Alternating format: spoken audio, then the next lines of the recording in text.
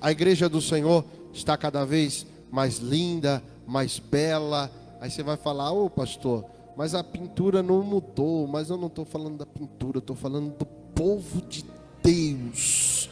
Aonde tem a presença do Espírito Santo, resplandece na face do povo de Deus. Então Deus que abençoe a vida da igreja do Senhor Jesus. Já foi apresentado, mas está ali comigo a minha companheira fiel, mulher que Deus levantou para estar ao meu lado. Está ali também as minhas filhas.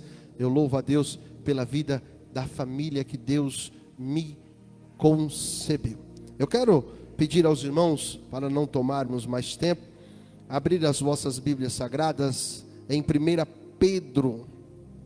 1 Pedro, louvado seja Jesus. O capítulo é o capítulo de número 1. 1 Pedro, capítulo de número 1. Quero fazer a leitura com os irmãos do versículo de número 3 até o versículo de número 9. Primeira carta que Pedro escreveu. O capítulo é o capítulo de número 1, os versículos de número 3 até os versículos de número 9. É uma pequena carta, então eu sei que às vezes fica um pouquinho difícil de localizar. Ela fica próximo a Apocalipse. Então você vai achar lá Apocalipse no finalzinho.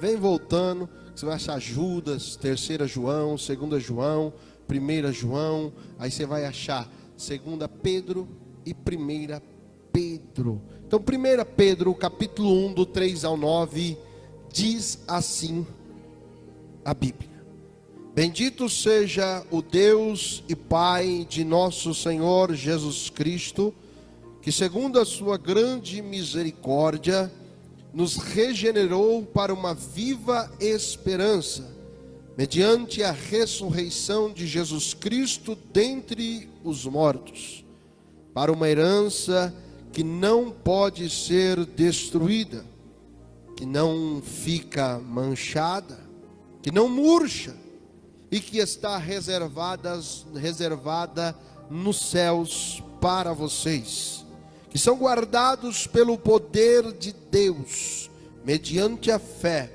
para a salvação, preparada para ser revelada no último tempo.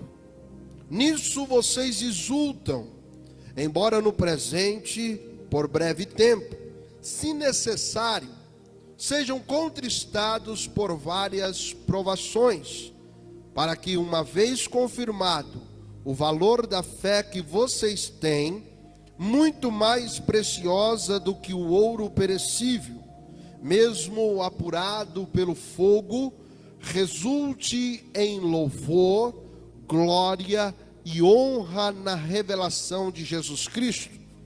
Mesmo sem tê-lo visto, vocês o amam. Mesmo não o vendo agora, mas crendo nele, exultam com uma alegria indescritível e cheia de glória, obtendo o alvo desta fé, a salvação da alma. Glória seja dada a Jesus.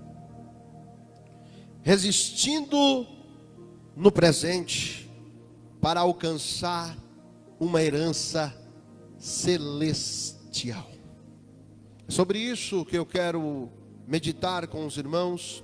É sobre isso que Pedro, inspirado pelo Espírito, deixou registrado esses escritos. Pedro, diferente de Paulo, ele escreve cartas não direcionadas a uma igreja ou a uma localidade específica. Por exemplo, Paulo se dirige aos irmãos da cidade de Tessalônica e ele escreve 2 epístolas a esta cidade. Paulo, ele quer falar com as igrejas de Ponto, Ásia, Capadócia, Bitínia, que ficava na região da Ásia Menor ou na região da Galácia.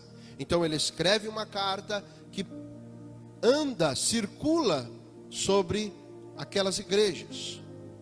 Pedro, ele escreve o que nós chamamos de cartas universais ou cartas gerais, que eram cartas que eram lidas em todas as igrejas.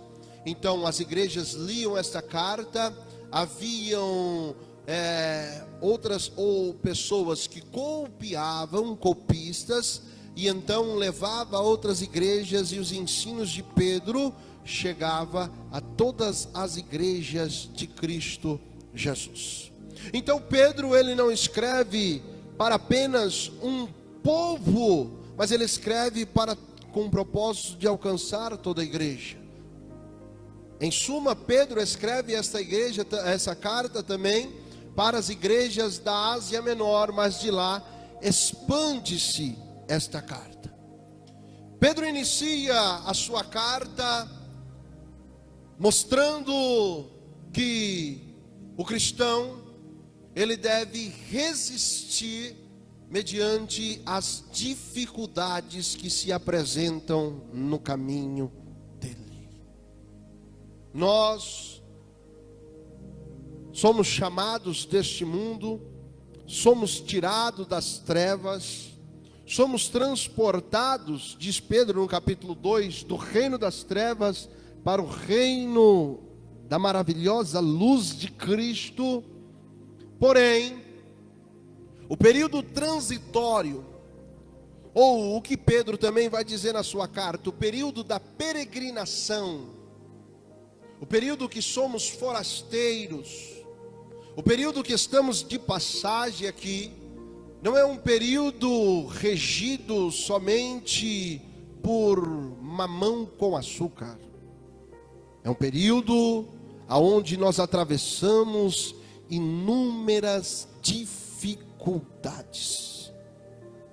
E nessas dificuldades, ele vai escrever aos irmãos que os irmãos devem resistir a tais, porque o que aguarda eles é uma herança celestial.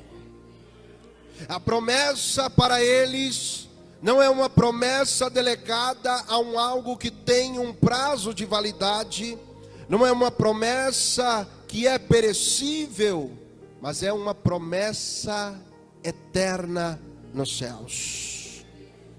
Nós nos apropriamos desta palavra como igreja do Senhor. Sabemos que a promessa que Cristo Jesus fez à igreja e que está registrada nesses versículos também serve para cada um de nós. Quem aqui presente não passa por situações adversas? Quem aqui presente não está passando por um turbilhão de situação, talvez no casamento, talvez com os seus filhos, talvez uma enfermidade, talvez um problema ministerial, talvez um problema profissional e financeiro? Todos nós aqui estamos sujeitos e estamos atravessando por provações. Diante dessas provações, nós temos duas opções: ficar parados e vermos as coisas passar diante dos nossos olhos e retrocedermos, ou estufarmos o nosso peito, erguermos a nossa cabeça e com fé em Cristo Jesus continuarmos caminhando em frente. As palavras de Pedro são nos dão encorajamento para seguirmos em frente. Ele vai dizer no versículo de número 3 sobre a salvação. A salvação, ela é um plano de Deus. Ele começa então dizendo que bendito seja o Deus e Pai de nosso Senhor Jesus, que segundo a sua grande misericórdia. Aqui Pedro, ele já apresenta a miserabilidade do homem e a misericórdia de Deus. Ele apresenta a realidade do homem com a realidade de Deus. O que você quer dizer com isso, pastor?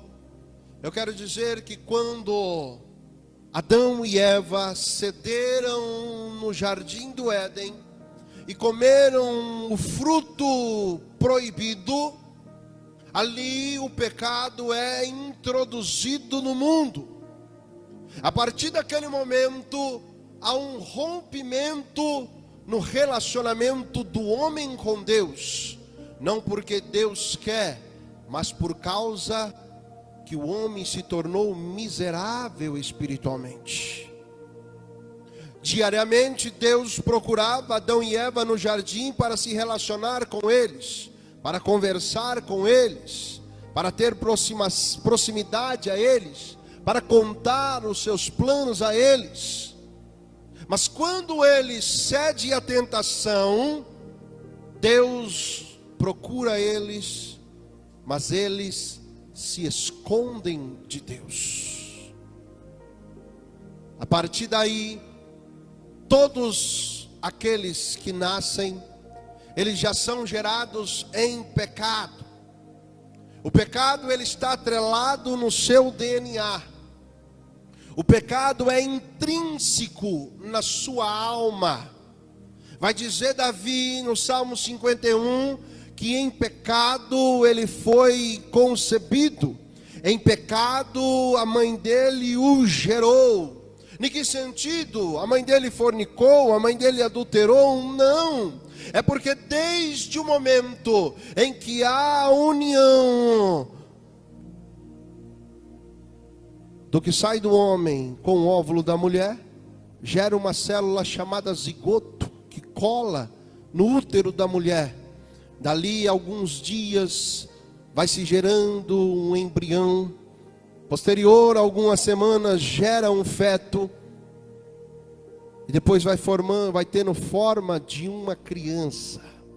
Mas desde aquela primeira célula, o pecado já está ali. Então a realidade do homem é o homem se afastar de Deus. A realidade do homem é o homem se distanciar de Deus. Vai dizer Paulo em Romanos, no capítulo de número 1, que por causa destes homens que amam o pecado, Deus os entregou às abominações da carne. Ou seja, o homem por si só, ele se lambuza em pecar. Esse é o estado de miserabilidade espiritual do homem. Sabendo disso, o homem não consegue se achegar a Deus. O homem não consegue se relacionar com Deus. O homem não consegue se aproximar de Deus, a não ser pelo ato de misericórdia do Senhor. Por isso que Pedro vai dizer: bendito seja o Deus Pai de nosso Senhor Jesus, que segundo a sua grande misericórdia. Quando lá no Éden o homem se afasta de Deus, Deus fala: vem cá. Não, eu não vou, porque eu estou nu. Eu preparei roupa para vocês. Isso é misericórdia de Deus. É Deus indo de encontro ao homem para se relacionar com ele. Ou seja, o plano da salvação de Deus começa com o ato de misericórdia do Senhor. Todos estavam condenados à ira vindoura, a sofrer no inferno de fogo, mas bendito seja Deus Pai de nosso Senhor Jesus Cristo, que manifestou o plano de salvação segundo a sua grande misericórdia. E ele vai dizer então que esse plano de salvação começa na realidade do homem e na misericórdia de Deus, que então nos regenerou. Como que o homem é regenerado? A regeneração é um novo nascimento. A regeneração é uma nova vida. 2 Coríntios capítulo 5, versículo de número 17, está ali a nova vida, a regeneração. Em Cristo Jesus, Ele faz nova todas as coisas velhas ficaram então para trás. Isso é regeneração. Quando você ergue a sua mão, confessa com a sua boca que Cristo Jesus é Senhor, e crê no seu coração que Ele ressuscitou dos mortos, você então tem um ato de regeneração na sua vida. Jesus vai dizer para o mestre Nicodemos em João capítulo de número 3, é necessário que o homem nasça de novo, porque aquele que quer entrar no reino dos céus, deve nascer da água e do Espírito. Isso é ato de regeneração. Como que foi ortogada a humanidade a regeneração? Através da morte vicária de Cristo Jesus. Então a morte de Jesus gerou vida em você. A morte de Cristo gerou vida na sua casa. A morte de Cristo gerou vida para esta igreja. A nossa realidade era que estávamos mortos espiritualmente, mas Cristo Jesus morreu para te dar uma nova vida. Então agora nós olhamos para Cristo. Vai dizer o autor aos Hebreus no capítulo de número 12, que nós estamos numa corrida, e o nosso olhar não deve ser para o fofoqueiro, o nosso olhar não deve ser para o caluniador, o nosso olhar não deve ser para o mentiroso, mas o nosso olhar deve ser em Cristo Jesus, porque Ele é o autor e consumador da nossa fé. E então Ele vai dizer que pela sua misericórdia nos regenerou para uma viva esperança, mediante a ressurreição de Jesus Cristo dentre os mortos. Aqui está o plano da salvação inteiro. Quando você vai estudar a teologia bíblica, você vai olhar para um tema central da Bíblia. Qual que é o tema central da Bíblia? A salvação. Nesse versículo 3 está resumido o plano da salvação. Aqui está a realidade do homem, o motivo que levou Deus a tal, o meio que Deus levou a tal, e então a esperança que Deus dá para o cumprimento definitivo do plano da salvação. O cumprimento definitivo do plano da salvação está apontando para a ressurreição de Cristo Jesus. Quando Deus, o Pai, ressuscita Jesus, quando o Espírito Santo ressuscita Jesus, quando o próprio Jesus Deus, pelo poder divino dele, ressuscita o seu corpo do sepulcro. Como assim, pastor? Vai dizer a Bíblia Sagrada em 1 Coríntios capítulo de número 6, que Deus, o Pai, ressuscitou Jesus dentre os mortos. Vai dizer a Bíblia em Romanos capítulo 8, versículo 11, que o Espírito Santo ressuscitou Jesus dentre os mortos. Vai dizer a Bíblia em João capítulo de número 2, Jesus vai dizer para os seus perseguidores: está vendo este templo que foi levantado em 46 anos? Eu o destruirei, e em 3 dias eu o levantarei. Ninguém entendeu, mas quando viram o sepulcro vazio, os seus discípulos lembraram desta palavra que ele havia dito. Aleluia. No plano da salvação está a atuação do nosso Deus trino e uno, o Pai, aleluias, faz todo o seu projeto segundo a sua misericórdia. O Filho cumpre para nos dar uma vida, e agora na ressurreição dele no céu, o Espírito convence o homem de tal ato, aleluias, que breve também seremos ressuscitados ou arrebatados. Esse é o plano da salvação. Esta é a nossa realidade que estamos vivendo. Versículo de número 4 e versículo de número 5, ele vai então mostrar a herança para aqueles que estão enquadrados dentro deste plano. A herança para aqueles que se apropriaram deste plano, se rendendo a Cristo Jesus. Ele diz então que ele ressuscitou Jesus dentre os mortos para uma herança.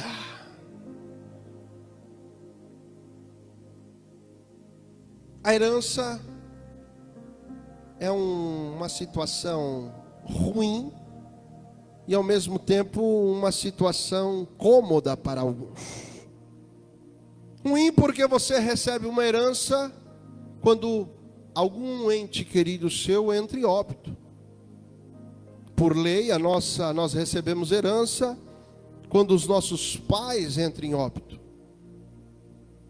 Você recebe uma herança quando o seu irmão que não tem filho entra em óbito. Então, a herança geralmente ela é gerada através de uma dor. Mas você tem direito a tal herança. A nossa herança, ela foi nos outorgada através de uma dor, de uma morte, mas de uma alegria de ressurreição. Então nós nos apropriamos da nossa herança, não entristecido, mas felizes. Nos apropriamos da nossa herança, não cabisbaixos, mas de peito estufado. Sabe por quê? Porque aquele que nos outorgou a herança, ele não está morto no sepulcro, mas ele ressuscitou e está à destra do Pai. Então a sua herança, ela é garantida pelo Senhor Jesus. Isso aí está lá em João capítulo 10, versículo 28. Ele vai dizer então qual que é a qualidade desta herança. Ele fala que esta herança não pode ser destruída. É uma herança indestrutível.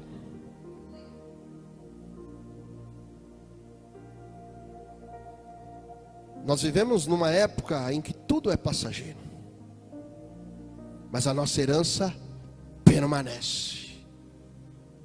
Nós vivemos em uma época em que os valores são comidos diariamente pela inflação, e o mesmo dinheiro de ontem não é a mesma coisa hoje, muito menos será amanhã. Mas a nossa herança, ela não sofre com variação de inflação alguma desta terra. A taxa Selic mudou, a nossa herança continua de pé. O comércio está fraco, a nossa herança continua de pé. O governo está tomando medidas que vai afetar economicamente a vida da sociedade, mas a nossa herança, ela continua de pé. A nossa herança, ela não pode ser destruída. Além disso, ela não fica manchada. A nossa herança, ela é imaculada. Ela não pode se corromper. A nossa herança, ela não se enquadra no jeitinho brasileiro. A nossa herança, ela não se enquadra no vamos tomar um café. A nossa herança, ela não se corrompe. Eu lembro muito bem, aqui em Poá, deve ter acontecido bastante. Havia uma padaria bem próxima da minha casa que aconteceu. na época que o pessoal estourava caixa eletrônico. Colocava lá, os dinamite estourava. Puf, pegava os dinheiro e tal e ia embora. Aí o banco fez um sistema de segurança. Sistema de segurança esse que era colocar uma bolsa de tinta. Quando estourava o caixa eletrônico, essa bolsa também estourava, manchava aquela cédula e ela não poderia mais ser utilizada no comércio. Então era um dinheiro que estava manchado, era um dinheiro que estava maculado, era um dinheiro infrutífero, era um dinheiro que não tinha utilização alguma, era um simples papel que deveria ser rasgado e jogado na lata do lixo. O homem consegue criar mecanismo para macular os valores desta terra. O homem consegue criar mecanismo para manchar os valores desta terra. Mas a herança que Cristo Jesus garante à sua igreja, ela não pode ser manchada por sistema nenhum, por mecanismo nenhum desta terra. Ela também tem uma outra qualidade. Ela está reservada nos céus para vocês. Ela é indestrutível, ela é imaculada e ela é duradoura. Jesus fala: não acumuleis para vós outros tesouro na terra, porque lá a traça consome, a ferrugem corrói e o ladrão rouba. Ou seja, os tesouros desta terra estão desprotegidos. Ele está desprotegido aos homens. Ele está desprotegido às avarias do tempo. Ele está desprotegido às movimentações do mercado financeiro. Mas a nossa herança, ela é duradoura, porque Jesus fala: acumulei para vós outros tesouro no céu. Lá a ferrugem não pode corroer, a traça não pode consumir, e o ladrão não pode roubar.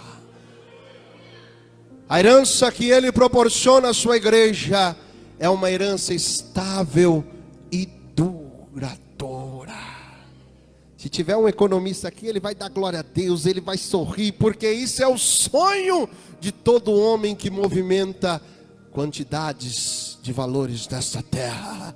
Mas nós não somos economistas desta terra, aleluias, para desfrutar de tal algo, porque a herança que Cristo Jesus nos proporciona, ela é celestial. Ele vai dizer então, no versículo de número 5, que são guardadas pelo poder de Deus. O nosso carro forte não é essas empresas, consegue, entre outras. O nosso baú de tesouro, ele não está trancado com um cadeado de senha. Ela não está guardada nos cofres dos bancos públicos e nem dos bancos privados. A nossa poupança, a nossa garantia é o poder de Deus. Por isso que Paulo fala em Romanos capítulo 1, versículo de número 16, que o evangelho, a palavra simples que pregamos e ensinamos, a palavra que penetrou o nosso coração e nós rendemos a Cristo, o evangelho, ele é poder de Deus para todo que crê.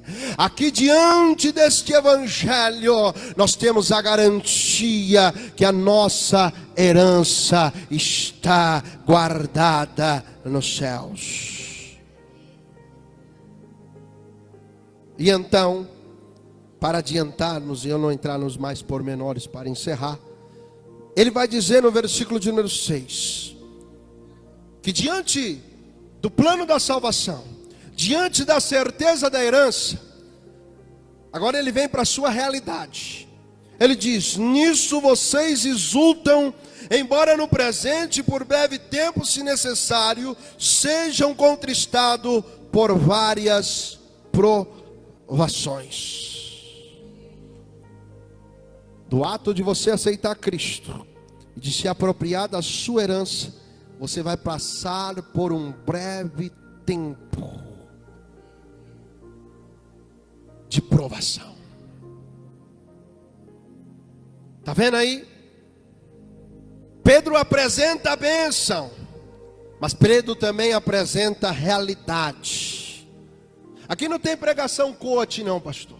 5 pontos para a vitória, 5 pontos para isso, 4 pontos para ser bem sucedido. Tem esses pontos, mas também tem a realidade da dificuldade. Você tem uma herança, mas você vai passar por provações. E esta palavra provações aqui é peirasmo no grego. É a mesma palavra que Tiago usa em Tiago capítulo 1, versículo de número 12, a dizer que o cristão passa por provações. Mas ele não pode dizer que é tentado por Deus, porque Deus não tenta ninguém. E a mesma palavra utilizada em Marcos 1,13 a dizer que o Espírito conduziu Jesus ao deserto para passar por provações. Ou seja, as dificuldades que você passa na sua vida, não culpe Deus. Como assim, pastor? Ele não permite que as provações sejam colocadas diante de mim. Mas Paulo vai dizer que não sobreveio provação alguma que você não possa suportar. Está difícil, dê glória a Deus. Está complicado, exalte ao Senhor. Tudo isso Deus faz para com que a sua fé seja provada. Versículo 7, para que uma vez confirmado o valor da fé que você tem, muito mais preciosa do que o ouro perecível, mesmo apurado por fogo, resulte em louvor, glória e honra na revelação de Jesus Cristo. É Deus permitindo a provação passar na sua vida, para que a sua fé seja aprimorada. Deus é apresentado como aquele que manipula o metal e coloca o metal no cadinho e num fogo de grande grau para poder depurar o ouro, a prata, o bronze e tirar dele então aquilo que não presta e deixar cada vez mais límpido, claro, polido, perfeito aquele metal. Assim as provações na nossa vida, ela nada mais é que há para aprimorar a nossa fé em Cristo Jesus. Ela nada mais é para nos enrobustecer na caminhada cristã. Ela nada mais é para firmar os seus pés em Cristo Jesus, para você continuar caminhando esse curto período que o Senhor nos dá até a volta dele. Ele conclui dizendo no versículo de número 9: obtendo o alvo dessa fé, a salvação da alma. Resista, irmão, permaneça firme, porque tem um plano de salvação sendo dado a você. Tem uma herança reservada a você. Este leve e momentânea provação produz peso eterno de glória ao Senhor. Deus que abençoe a igreja. Deus abençoe